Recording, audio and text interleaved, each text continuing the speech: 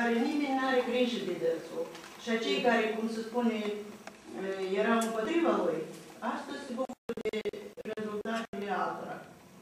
Deci nu toți cei care valorifică aceste bunuri se bucură de rezultatele lor.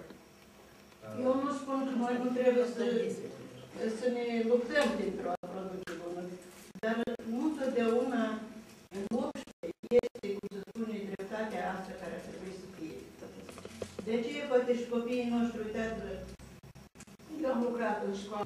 Conflictul uman.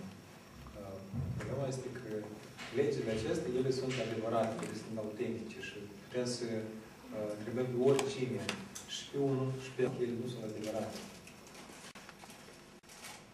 Pentru că aceiași oameni despre care dumneavoastră spuneți acum, în ultimă instanță, dacă se întrebăm, sunt oare ei fericiți?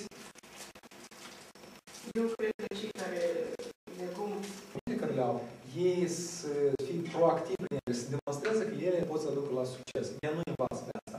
Faptul că tu ești eminent la franceză, faptul că tu ești eminent în chimie sau în toate celelalte, asta nu înseamnă că tu ești eminent, de exemplu, în aceleși relații interumane, da? Sau în comunicare. Asta încă nu înseamnă. Pentru că acesta trebuie alt fel de deprindere, alt fel de atitudine și de experiență, pe care școala, din păcate, nu poate să le dea. Sau e greu să le dai școlii așa experiență. Și copiii aceștia, de exemplu, pentru că ei n-au găsit teren de autoafirmare, pentru că el nu poate fi eminent la matematică și la limba română. El și-a găsit altă sferă în care el a atins un nit eminent.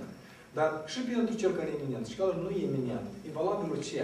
El are fi o persoană matură, responsabilă. De lucruri ăsta nimeni nu o să lipsească. De faptul că și unul și altul o să se căsătorească, o să aibă copii într-o bună zi. Chiar aceeași carieră sau viața profesională.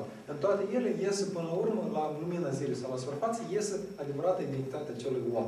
Și dacă să fie vorba de aceleași afaceri, pentru că în lumea afacerilor, astăzi iarăși putem spune de ce este. Corupția este de la până la. Și omul dacă primește. Și asta nu înseamnă că el nu trebuie să facă afaceri, crește că nu. Dar ideea până la urmă este că chiar și în lumea acestor oameni de afaceri există și niște criterii. Uite, eu cu tine vreau să am afaceri. Dar cu tine, nu. Dar de ce? Pentru că parcă așa lasă mulți bani. Nu mă interesează banii lui. Dar vreau încredere. Da? Omul care e lipsit de aceste trăsături de caracter. Sau, de exemplu, omul care pur și simplu trăiește și chiar când oamenul este angajat la serviciu, dacă el vede că el este căsătorit, că el are familie, da? Că el cât de cât este statornic, deci el dă dovadă de multă încredere. Și tot o altă poveste când este angajat pur și simplu un tânăr, da? Necăsătorit, care s-au divorțat de nu știu câte ori, cel puțin un angajator îi trezește unele întrebări. Oare cât de încredere omul ăsta? Și când ajungem la aceste teste sau examene, adevărul este ies la suprafață și ele să adeveresc. Problema de ce? Să mai lansăm, adică...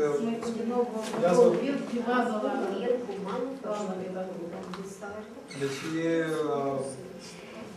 de fapt am răspuns în fel la întrebării doamnei Zaru, dar înțelegerea cauzei fundamentale a conflictului uman și cum avem o soluționa.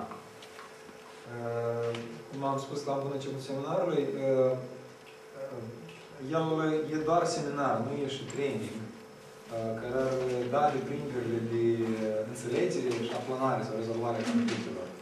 Dar momentele care le puteți conștientiza din această prezentare vă pot motiva mai mult să analizați comportamentul într-o situație sau alta de conflict.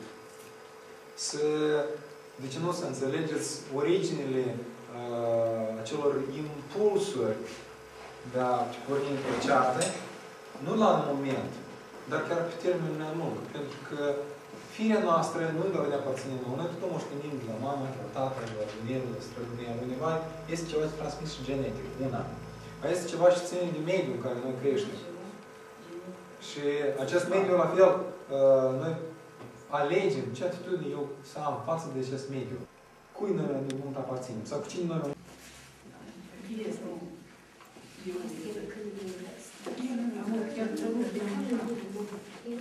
răspund care de trebuie să mă ascult primul. Și de câteva ori, de observațiile mele, deducerea care am făcut a fost corectă. Dar eu am observat în toate colectivele, în 4 colective am observat, copiii cei mai mari sunt mai ascultători și cel mai mic am înțelege și mici folosesc de bunătate celor mai mari. Eu spun de bun. Asta am observat în colectiv. Fiecare conflict, cu fiecare bucurie trăită împreună, sunt alții și relația lor la fel îi pot să sunt altfel. Și apropierea de dânsii, totul alt culoare și alt gust, putem spune că are. Și același lucru putem spune că inima de părinte. Ea este un fel atunci când Dumnezeu se naște. Treptat cu al doilea, cu al treilea copil și atunci când apar și nepoții, inima de părinte, ea tot în continuu crește. Spune că niciodată nu este o etapă cu gata. Am atins perfecțiunea în sfera asta. Toate aceste sfere de dragoste, ele se dezvoltă toată viața.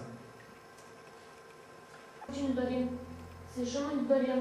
Dar E tradiție, cum spuneți, e tradiție.